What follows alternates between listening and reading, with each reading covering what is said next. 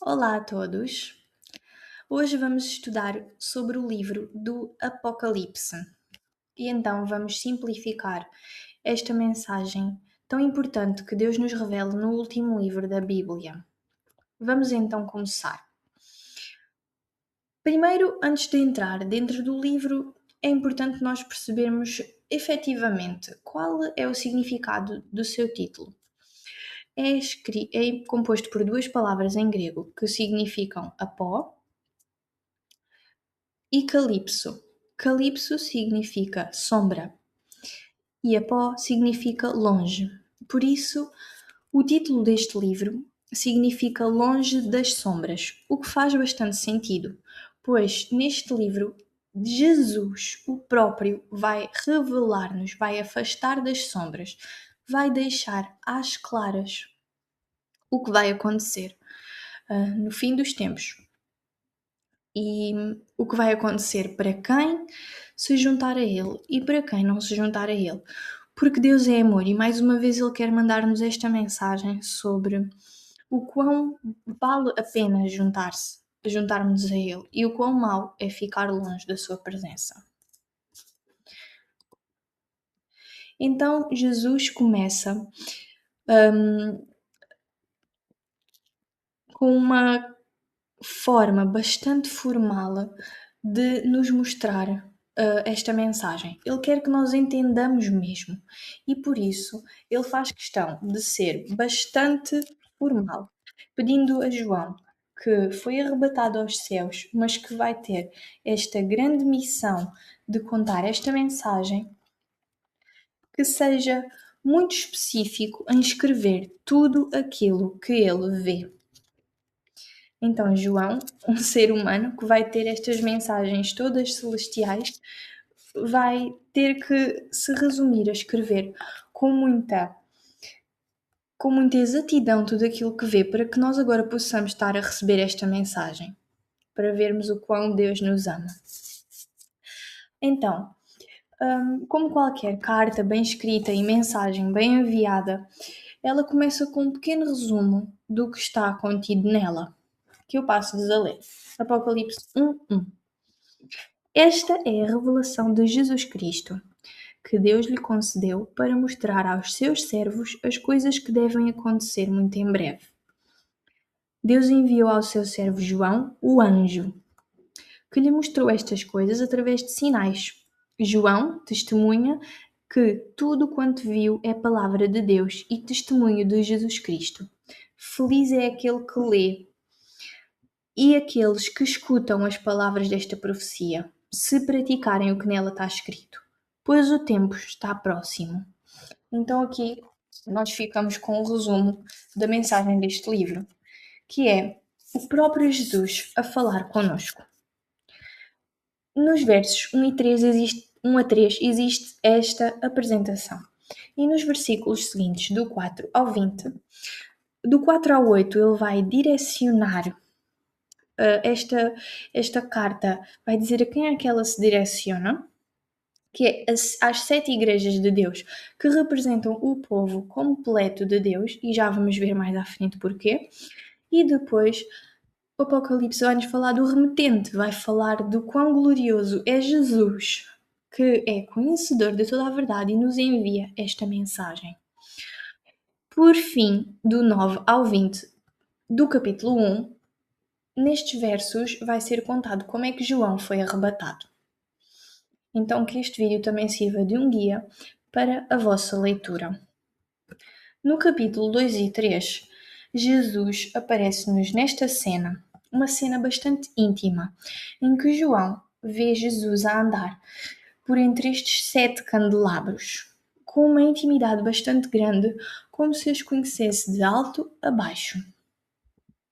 E aqui é demonstrada a divindade de Jesus, o quão ele é omnipotente e omnisciente de todos os nossos erros e acertos. E, portanto, ele passa com viva voz neste Apocalipse, nestes 2 capítulos, se direcionar a nós, Se há livro na Bíblia em que queremos ver Jesus Cristo a falar connosco, para além dos Evangelhos, mas em que ele nos Evangelhos pregava uma mensagem de arrependimento e está a falar com outras pessoas, porque está mesmo a ser narrado na vida real, aqui ele no Apocalipse dirige-se cara a cara a nós.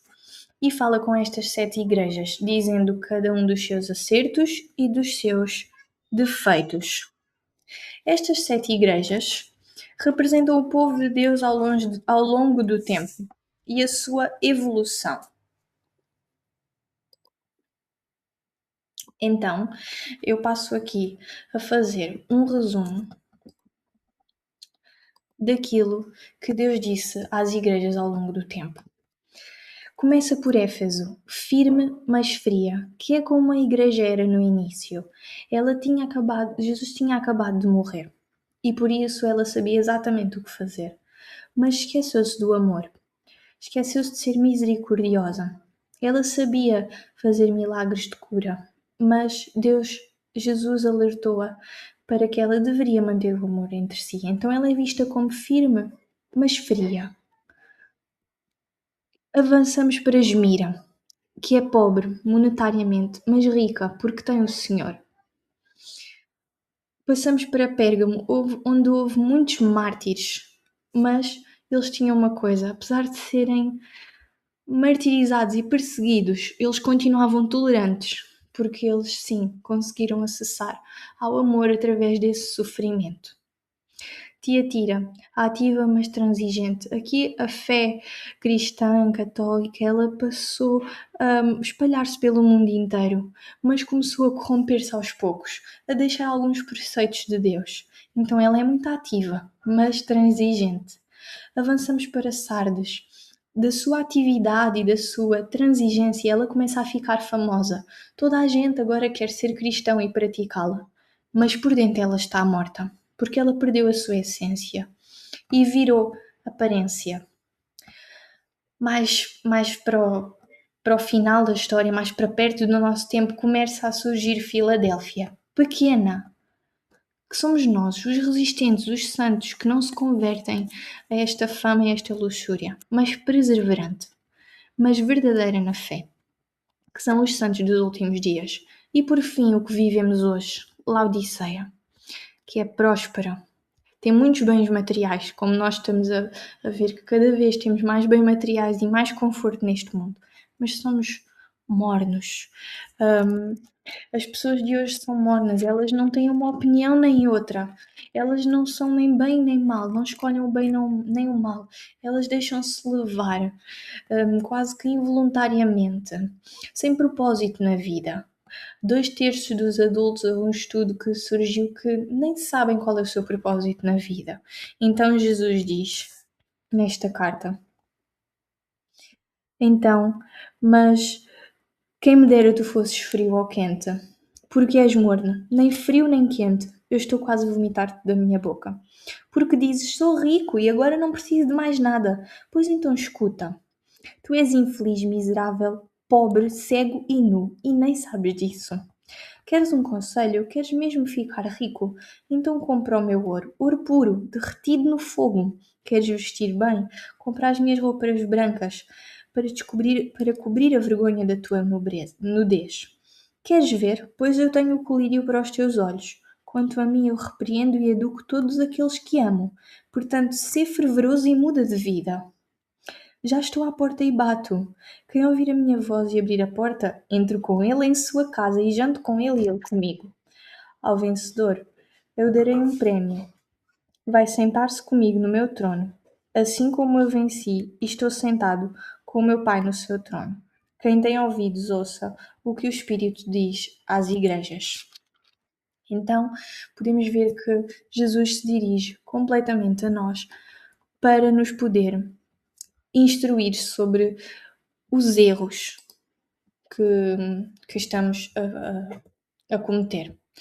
Por fim, Já vimos aqui a introdução do livro e vamos entrar na história, que costuma ser a parte mais complexa e mais confusa do Apocalipse, pois tem muitas criaturas, muitas analogias e muitas linguagens que por vezes nos parecem confundir, mas que na verdade só servem para proteger esta mensagem dos opressores da época e dos opressores de agora, para que quem tenha sabedoria a consiga revelar e perceber.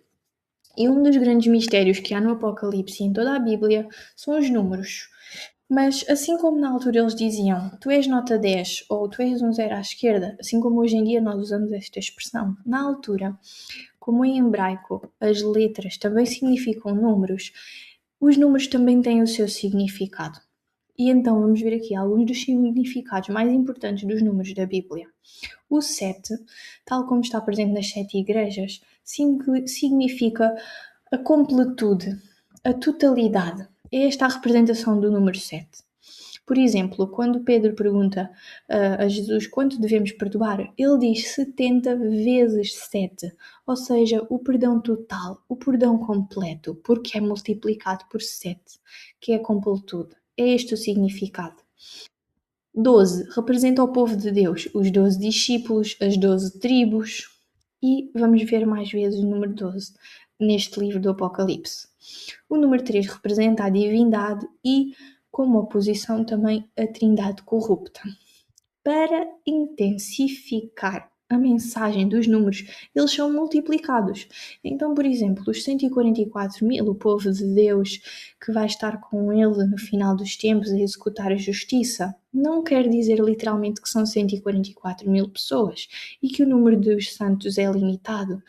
Por isso, causa hoje em dia grande confusão nas igrejas que querem meter medo às pessoas a acharem que Deus as vai excluir.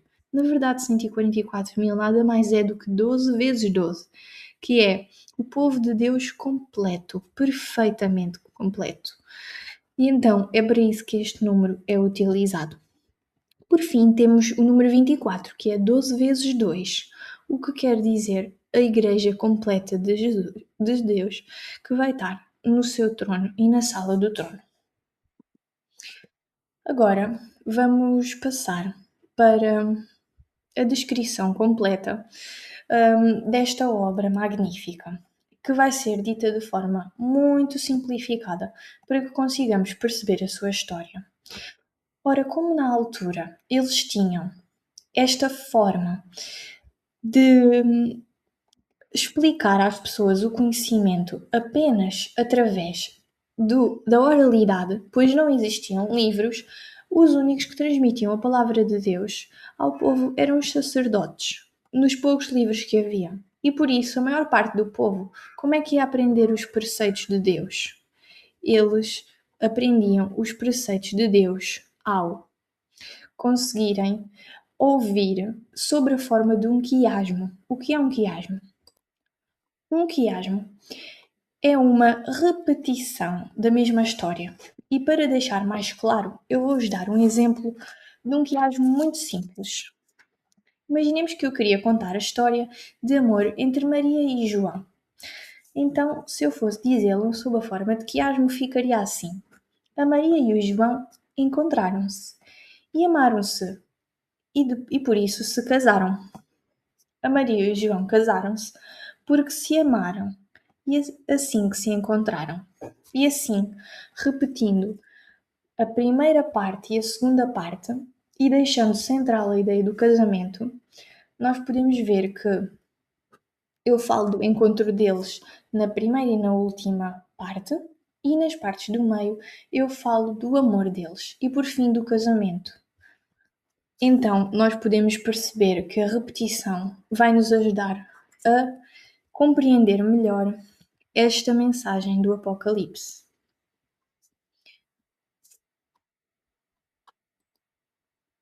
Através da repetição. E é isso mesmo que vai acontecer neste livro. Temos a introdução, que já vimos, e agora vamos entrar neste traço aqui de cima, que é a primeira parte, em que vamos ter o cenário do julgamento, os 7 selos e as 7 trombetas. A ideia central do livro, que é a guerra que Deus vai vencer contra o mal.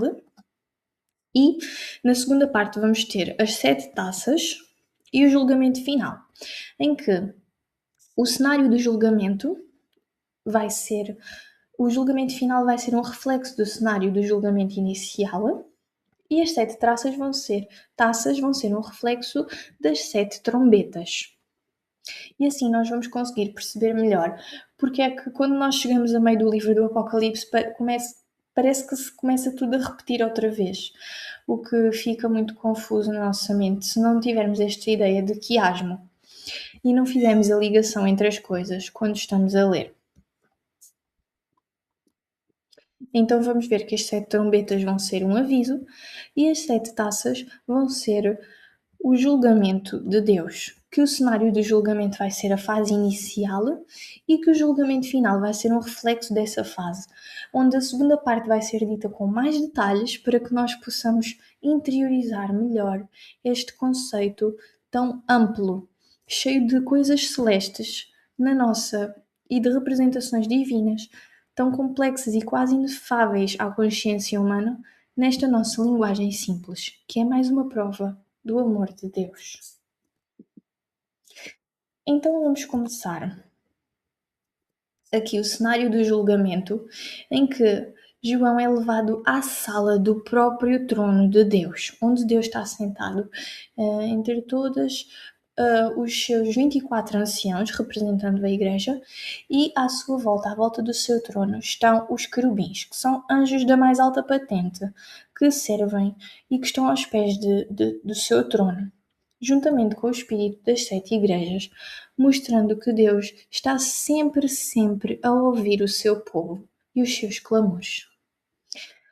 Então, João, ele chega à sala do trono, ele vê este cenário e percebe a grande majestosidade do que está a acontecer. Fica com muita atenção a ver o que é que vai acontecer. E Deus, tendo um pergaminho com 7 selos na mão,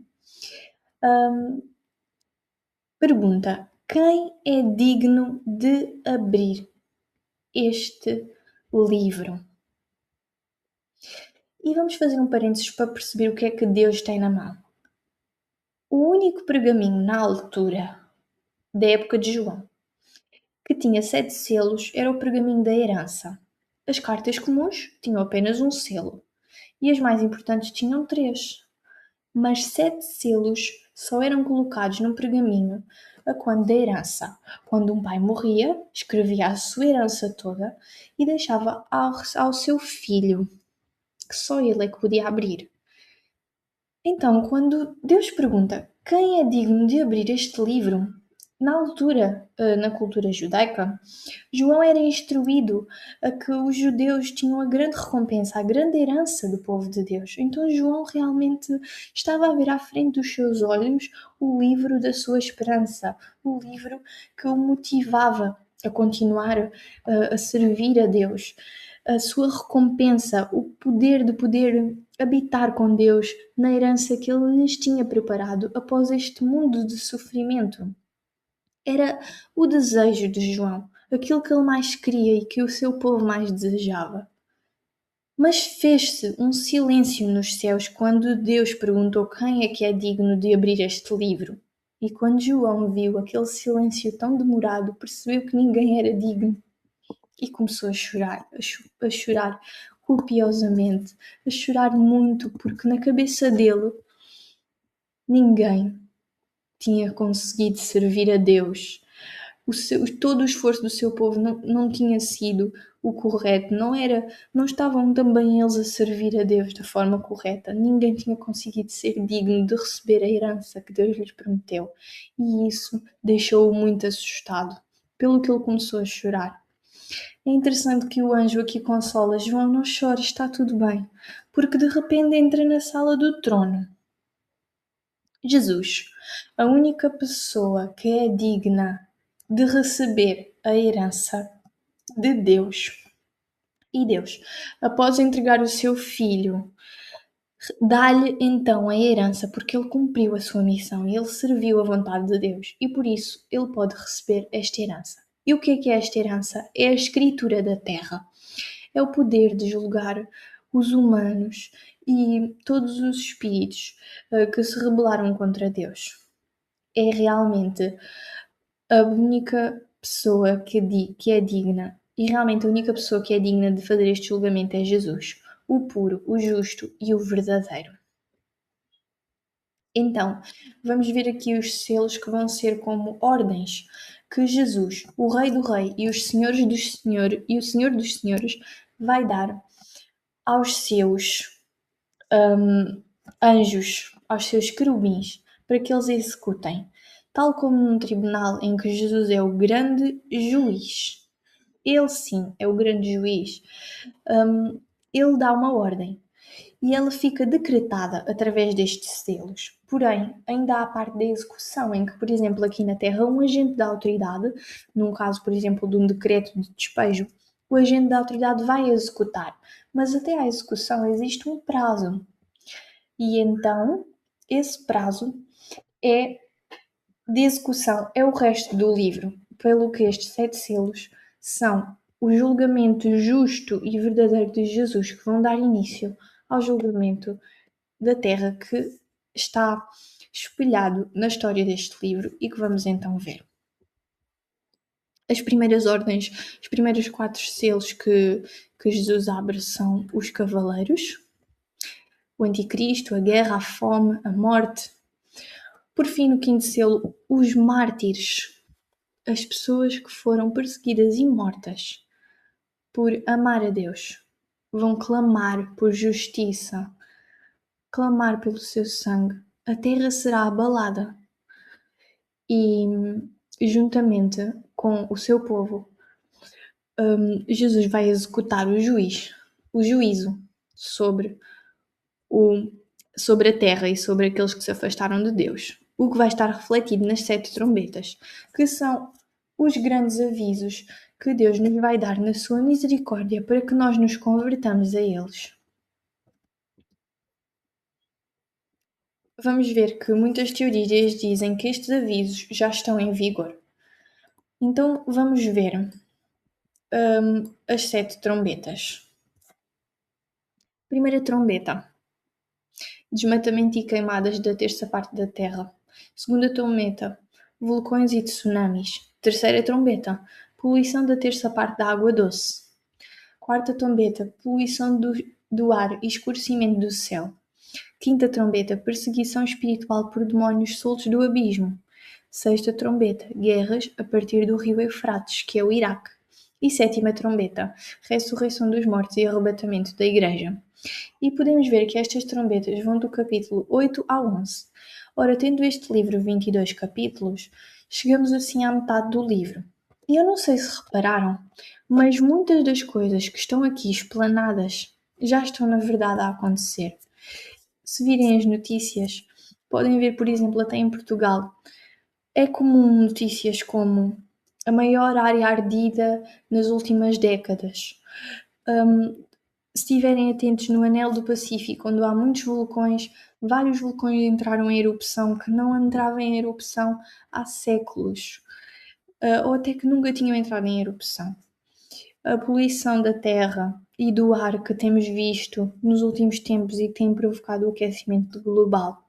E a perseguição espiritual, em que aqui vemos que há poderes ocultos da seita satânica que estão também a fazer vários rituais absurdos e obscuros para que também estes poderes espirituais que estão presos possam ser soltos e assim atormentar, aumentar a tormenta mental e a tentação nestes últimos tempos. Porque o diabo está a fazer de tudo o que ele conseguir para nos afastar de Deus. E por fim, a ressurreição dos mortos e o arrebatamento da igreja, que ainda não aconteceu.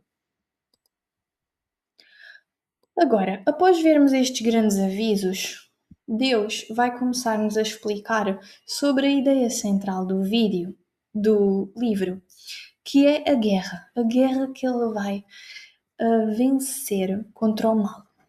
E é aqui que começam muitas vezes as analogias que são um pouco confusas e por isso eu trouxe-vos nestas imagens mais ilustrativas para que possamos perceber efetivamente a mensagem que Jesus nos quer transmitir com estas analogias todas? Então, começa no capítulo 12, onde nos é apresentada uma mulher. Uma mulher vestida de sol, vestida de toda a glória, grávida, pronta para dar à luz, com uma estrela, com 10 estrelas, uma coroa de 10 estrelas na sua cabeça. E muita glória e esplendor, pelo que ela até está em cima da lua. Então, nós vemos aqui esta mulher que representa o povo de Deus. E este povo de Deus representa também Maria, porque Deus quer nos dizer que ao longo de toda a Bíblia nos esteve a tentar ajudar. E por isso, como Ele nos esteve a tentar ajudar, também esta mulher representa Maria quando Jesus nasceu. E Herodes, inspirado pelo diabo, está mesmo escrito na Bíblia que o diabo inspirou este rei a mandar matar todos os meninos abaixo de 2 anos que tinham nascido na época em que Jesus conseguiu-se ver este sinal através da astrologia em que Jesus nasceu. Então, este dragão que aparece aqui é-nos apresentado como uma figura horrível que representa Satanás, que representa o diabo. E ele, a Bíblia diz que ele detém-se, ele fica parado à espera que a mulher possa ter o seu filho para devorar esta criança, assim que ele nascer. Que foi precisamente o que ele quis fazer a Jesus quando Jesus nasceu. Então, na sua omnisciência, Deus mostra-nos o quão nos ama, ligando esta guerra também à história que o seu próprio filho viveu, à história do seu próprio povo. Mas só que, será que ele vai conseguir apanhar esta criança, devorá-la, como é o seu intuito? Não vai. Porque assim que a criança nasce, ela é completamente arrebatada aos céus. E ele, furioso, persegue esta criança até aos céus. Mas quando ele chega aos céus, ele não encontra um bebê. Ele encontra um dos mais poderosos generais de Deus, que é Miguel, que o arrasta a ele e à terça parte dos anjos que se converteram a ele para a terra e joga-os para a terra. E se vermos isto também é uma analogia à Gênesis, porque antes de Eva comer a maçã, Satanás pecou e ele converteu anjos, a terça parte dos anjos a caírem com ele. Mas Jesus e Deus, quando a Eva comeu a maçã, ele disse: Eva, de ti veio a perdição. Mas, pela minha misericórdia também da mulher, nascerá o Salvador da humanidade. Então, aqui faz uma ligação a Gênesis para nós percebermos que este final dos tempos está ligado desde o início da história e que Deus sempre teve um plano para redimir o homem. Vendo que não consegue alcançar a criança, o dragão furioso, pelo pouco tempo que lhe resta, vai com todo o seu furor atrás da mulher.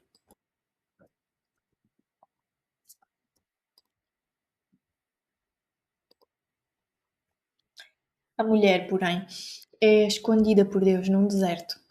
E porquê é que ela é escondida por Deus num deserto? E o Apocalipse diz que ela fica inacessível ao diabo. Porque simplesmente ela é santa. Ela é completamente santa. Então ela está protegida por Deus, tal como o bebê. E tal como todos aqueles que seguem os mandamentos de Deus. Por isso, o diabo não lhes pode tocar.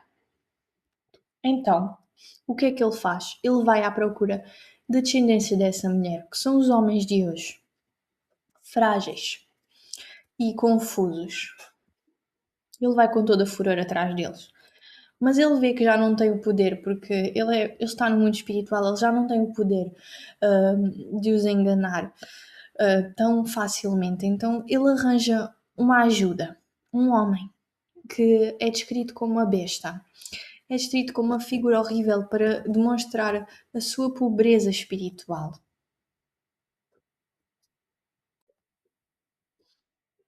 e o quanto ele pecou, e o quanto ele traiu a Deus.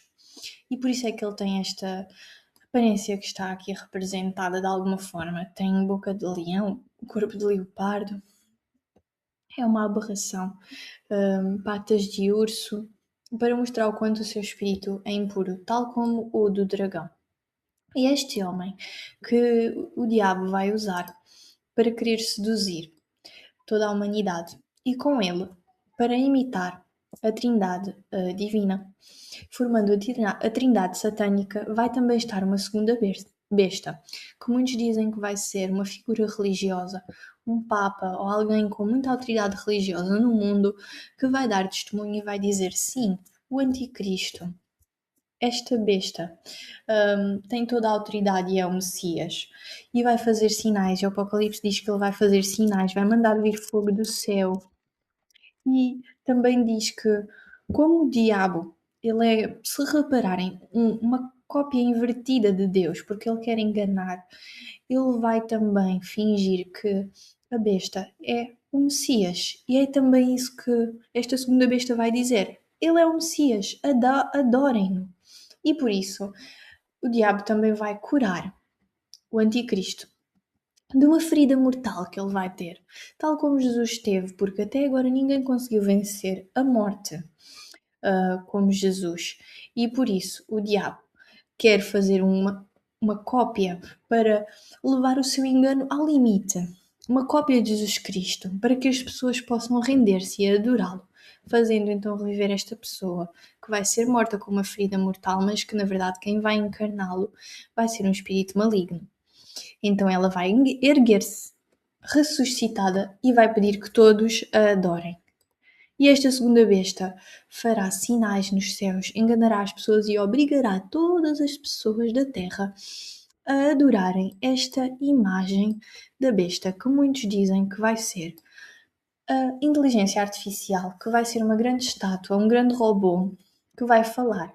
João diz que ele era uma imagem que falava. Na altura, uma imagem era uma estátua. Ora, uma estátua que fala é um robô. E a inteligência artificial. E Apocalipse diz que todas as pessoas vão ouvir e vão adorar a besta. Então, e vão obedecer.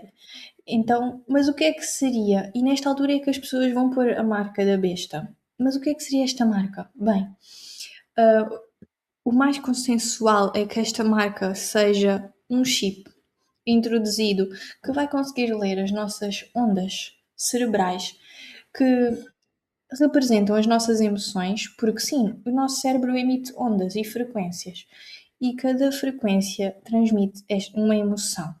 E então, este chip que agora está a ser implantado nas mãos para conseguirmos pagar, por exemplo, vai ser implantado também no cérebro, como já estão a haver vários testes, para que consiga ler as nossas ondas cerebrais e conseguir perceber os nossos comportamentos. Ele vai perceber, ela fica feliz quando faz isto, ou ele fica triste quando faz isto, e vai conseguir então monopolizar aqui o nosso cérebro, vai conseguir perceber como é que ele funciona e vai nos querer dar uma vida completamente cheia de prazer, cheia de facilidades, fazendo-nos então esquecer de Cristo.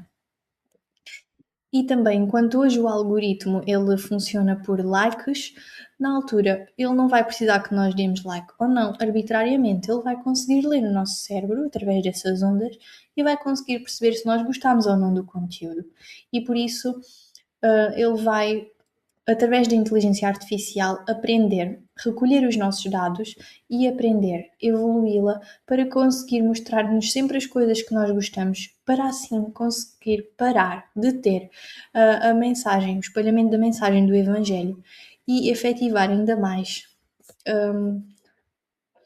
o congelamento, o afastamento das pessoas de Cristo, o esfriamento do amor. Por isso é que quem realmente aceitar este chip vai ter que adorar a besta e dizer que ela é o Messias. E esse vai ser o julgamento total para as pessoas da Terra. Mas Deus não quer que isto nos aconteça. Por isso a Bíblia diz que Ele vai estar sempre a mandar os seus anjos para dizer às pessoas: arrependam-se. Deus diz que o Apocalipse diz que Deus vai mandar um anjo para espalhar o Evangelho por todo o mundo, para cantar cânticos de louvor, para que as pessoas se arrependam, para que possa chegar a todo o mundo e todo o mundo ter a oportunidade de conhecer a mensagem do Evangelho e arbitrariamente dizer-lhe que não, se essa for a sua vontade. Após todas as pessoas terem decidido e após chegar o tempo determinado em que Deus saberá que todos tiveram a oportunidade, chegará um anjo ao pé de Jesus e dirá: está na hora. Tu que és o grande julgador, pega na tua foice e colhe todas as uvas, pois elas já estão maduras. E então Jesus, com o seu povo, vai julgar todas as pessoas da terra, provocando a primeira morte. Todas as pessoas da terra que decidiram realmente adorar a besta e entregar as suas almas eternamente a ela. Estas consequências serão acompanhadas de 7 taças. 7 taças, mas agora já não são avisos como as trombetas, são da ira de Deus.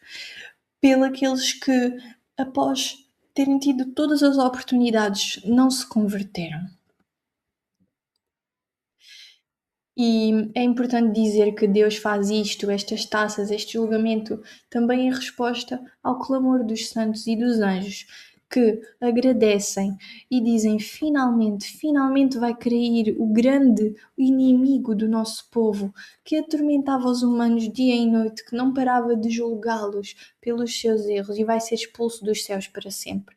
Finalmente, glória a Deus. Deem glória, Ele é o santo, justo e verdadeiro, capaz de acabar com este grande sofrimento. E então as 7 taças são derramadas. E se formos ver, são derramadas sobre a terra, sobre a água do mar, sobre a água doce, provocam grandes catástrofes sobre os céus e sobre o ar, causando grande escuridão e sobre todo o mundo. O que demonstra também o tal reflexo entre as taças e entre as trombetas. Mas só que agora as taças são um julgamento mais efetivo. Voltamos então à imagem da besta, porque se repararem, acabámos aqui com estas taças o primeiro reflexo das trombetas e agora vamos entrar no julgamento, porque as pessoas, os seres humanos já foram julgados, aqueles que se entregaram à besta, mas vamos ver agora como é que vai ser julgado o diabo. Lembram-se da mulher do início, a mulher santa que estava protegida por Deus? Pois é, ela estava protegida porque ela era santa e porque ela guardava os seus mandamentos. Mas com a Igreja, com a vinda do reino do Anticristo, a Igreja corrompeu-se e muitos acreditaram no Anticristo e muitos deixaram Deus para se entregar às luxúrias. Muitos se arrependeram, mas muitos se enganaram.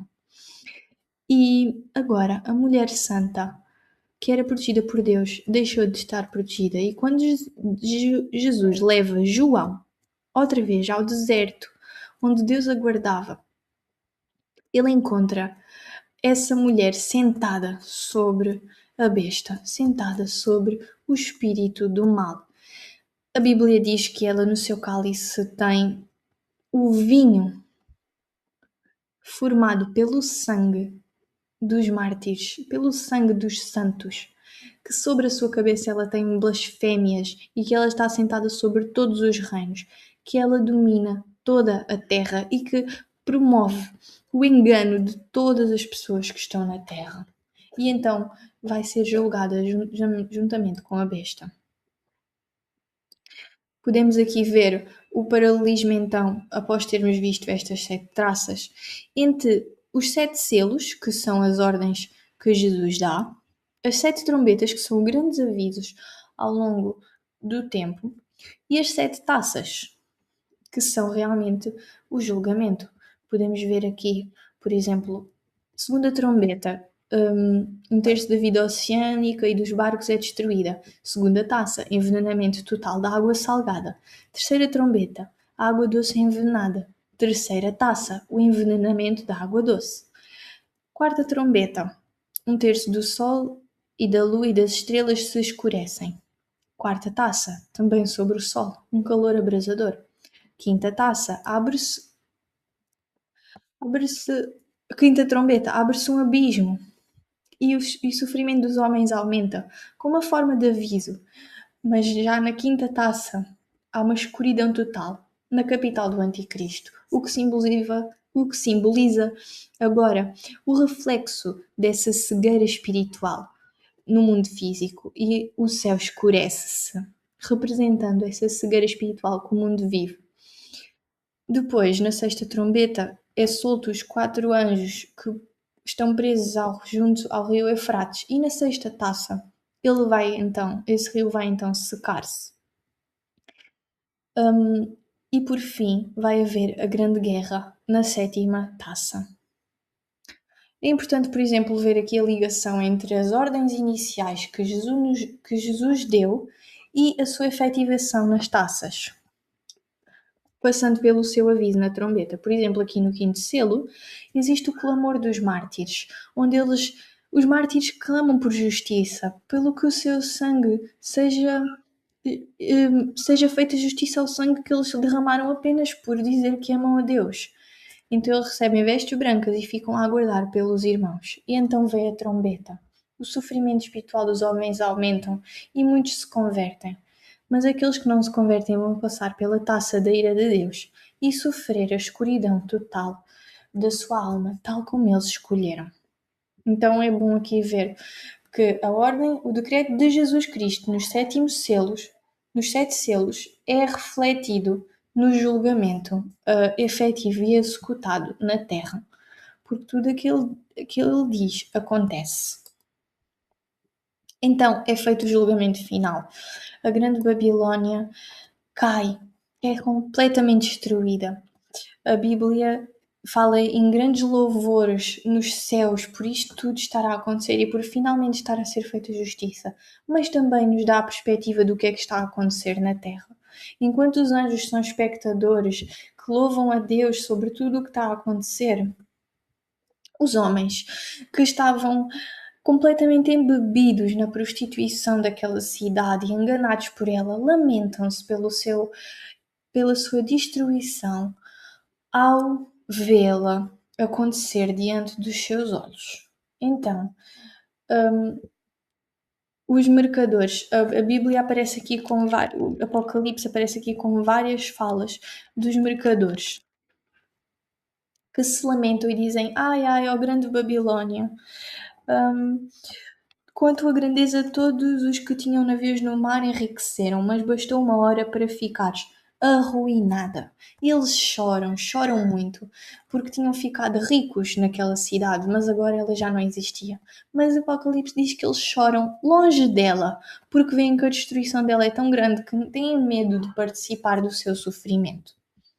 E então, isto aqui mostra-nos que Deus realmente ele faz o juízo, realmente ele executa o juízo e não nos deixa na injustiça por todo o sofrimento que nos foi causado. E nesta altura um grande anjo joga uma pedra gigante ao mar, como se fosse um martelo de Deus a bater na terra e a dizer: está consumado. Nunca mais se vai ver a grande Babilônia. Nunca mais se vai ver pecado. Todos aqueles que tinham lágrimas vão poder enxugar as suas lágrimas. Vai ficar todo o mal vai ficar extinto. Como se fosse um marco de Deus a dizer: está julgado, eu julguei o mal. É importante perceber mais uma vez que isto só acontece pelo clamor das pessoas que diziam: Deus, faz-nos justiça por todas as orações, por todas as lágrimas que caíram. Deus bateu o martelo e disse: acabou o sofrimento daqueles que me amam. Agora está na hora da vitória. E então, por fim, chegamos à parte em que é visto novamente a sala do trono, mas desta vez para o julgamento final, em paralelismo com o cenário inicial da sala do trono, no início do julgamento. Mas agora os 24 anciãos que representam toda a igreja estão completamente prostrados aos pés de Jesus, porque ele efetivou o juízo verdadeiro e ele venceu o mal. e depois são julgados os mortos. É hora do julgamento dos santos. É hora de anunciar a vitória. Cada um é julgado segundo as suas obras e ocupa o seu lugar no céu para ter parte na grande festa, nas bodas de Deus.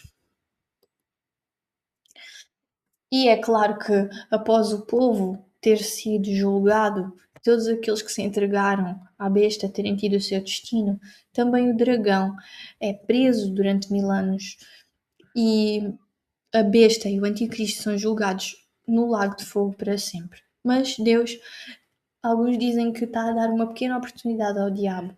Então, instaurado 1000 anos, os santos a reinar com Cristo como o nosso rei aqui na terra, mas ele é preso. É preso e ao milésimo ano ele é solto, mas ao invés de ele estar arrependido, ele está completamente disposto a continuar a lutar com ainda mais força. Então Deus joga-o diretamente neste lago de fogo eterno, consumando assim o julgamento final. Por fim, o Apocalipse mostra-nos imagens maravilhosas sobre a esposa, sobre o jardim do Éden, sobre a árvore da vida, as ruas de ouro da Nova Jerusalém, a cidade santa. É-nos deixada uma mensagem pela esposa, pela igreja que já está casada com Deus, pelo Espírito Santo, pelo povo. Bom, e eles todos deixam-nos mensagens e Jesus diz: Eu venho em breve. E João termina a mensagem com Amém, vem Senhor Jesus. Agora, existem várias formas de interpretar o Apocalipse. Há pessoas que acham que isto vai acontecer tudo no futuro, vai acontecer tudo de uma vez. Há pessoas que acham que isto nem vai acontecer, que é só uma ideia abstrata. Há pessoas que acham que já aconteceu tudo no passado e que não tem nada a ver com o presente. E há pessoas que partilham desta teoria que eu acabei de vos apresentar, que é a teoria historicista, em que dizem que isto está a acontecer aos poucos, ao longo das histórias. E ao longo da história, ao longo do tempo, desde que Jesus morreu até ao final dos tempos. E é precisamente esta a mais comum, é de que há mais provas.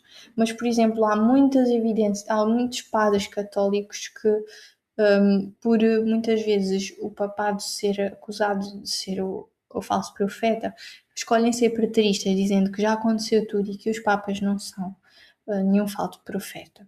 Também existem teorias dentro do tribulacionismo, onde há pessoas que acham que os santos vão ser arrebatados antes da tribulação, no meio da tribulação ou após a tribulação.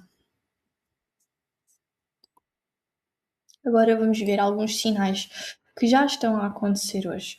O facto, por exemplo, de existir uma pandemia mundial, em que até agora tinha sido só em pequenas partes do mundo, mas que desta vez foi mundial, e de já se adivinharem próximas pandemias mundiais, as catástrofes que estão a acontecer, os sinais nos céus, e aqui vou mostrar-vos um sinal. Por exemplo, este aqui, em que têm acontecido várias coisas estranhas nos céus. Os céus têm ficado vermelhos e têm aparecido luzes que as pessoas não conseguem explicar ultimamente, e que estão a aparecer nos céus. O poder mundial unificado, o facto de existir a ONU, que já está a implantar o dinheiro digital, terminando com o dinheiro físico, o que vai permitir este isolamento e que quem escolha ter a marca da besta não possa, portanto, ter acesso a esta forma de comprar e vender, a economia fique economicamente isolado. A marca da besta e os microchips e a evolução da inteligência artificial que já está a aparecer.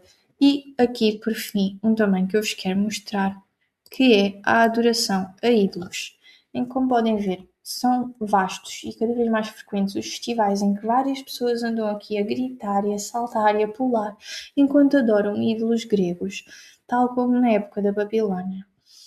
E, por exemplo, os shows da Anitta, do The Weeknd, da Madonna, são usados em que a música e a arte é usada para introduzir de forma lúdica esta realidade difícil de aceitar, de que realmente o diabo quer enganar as pessoas a que elas adorem os ídolos. E isso também, como Deus nos deu a palavra para ligar aqui na terra tudo aquilo que é ligado aqui na terra, é o ser humano que o permite, tal como o Apocalipse foi feito com a palavra de Deus. Nós também temos o poder de ligar aqui na terra. Deus quer-nos com isto dizer, com este sinal dizer, que nós também estamos a permitir isto. Aqueles que se afastam de Deus, aqueles que estão na vida desintencionalmente a fazer este tipo de adoração, eles na verdade estão a permitir que estas catástrofes todas aconteçam e que eles sejam julgados pela própria responsabilidade dos seus atos. Aqui estes perfis do Daniel Mastral, do Apocalipse Ponto Final e do YouTube do Daniel Lopes são canais que estão constantemente a mostrar este tipo de notícias aos quais vocês podem ter acesso. Os sinais que ainda estão por vir. As pessoas mais estudadas dizem que quando houver um acordo de 7 anos de paz e a reconstrução do templo em Jerusalém, como está escrito em Daniel 9, 27, que vão existir sacrifícios, mas depois, com muitos ele fará uma aliança, que durará uma semana, e durante meia semana fará cessar ofertas e sacrifícios, colocará sobre a nave do templo o ídolo abominável, até que chegue para o destruidor o fim decretado.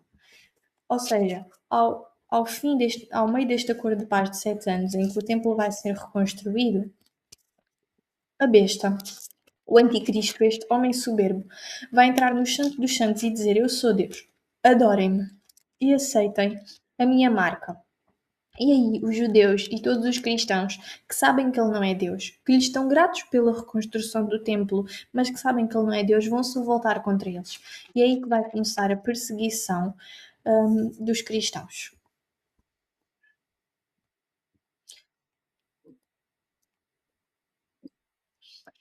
Algumas especulações, pronto, falam-nos hoje em dia de quem é que poderá ser o anticristo, o falso profeta e a imagem da besta provocada por IA. Alguns falam de Donald Trump, outros do seu genro, que está a fazer vários acordos de paz com Israel, do chip ser a marca da besta e de a internet que ser o 666, o 666, que significa o sistema da internet, porque em hebraico 666 quer dizer www. E estas especulações são maioritariamente proliferadas por estas pessoas estudadas, que são o Daniel Mastral, que teve a oportunidade de participar numa seita satânica durante 26 anos e nos restantes 26 anos da sua vida serviu ao Senhor porque se converteu. E o Lamartine Pozella, que é uma pessoa que é um pastor, também muito estudado sobre estes temas.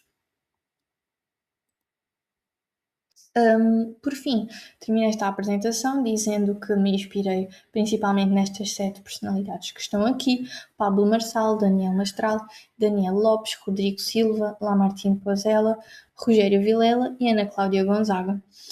E em alguns meses de estudo, entre pesquisas, vídeos, livros e a palavra de Deus, para que eu conseguisse resumir-vos aqui da melhor forma esta apresentação. Vou dar exemplo aqui, por exemplo, da pastora Ana Cláudia, que ela treina as pessoas hoje em dia para terem sensibilidade espiritual, para conseguirem se libertar de demónios que as atormentam, nesta grande época de muitos suicídios, para que nós também possamos ajudar as outras pessoas e nós próprios e a nossa família a conseguir sair deste tormento e permanecer firmes em Deus. E é isto. É este o resumo aqui deste livro do Apocalipse. Eu espero que tenham gostado. E estou à vontade para ouvir todas as vossas dúvidas e tudo aquilo que quiserem dizer. Agora, deixei os links destas pessoas na apresentação que também irei enviar. Até já! Espero que esta apresentação tenha servido para que possam perceber melhor a mensagem de Deus. e o que ele nos quer revelar sobre o final dos tempos.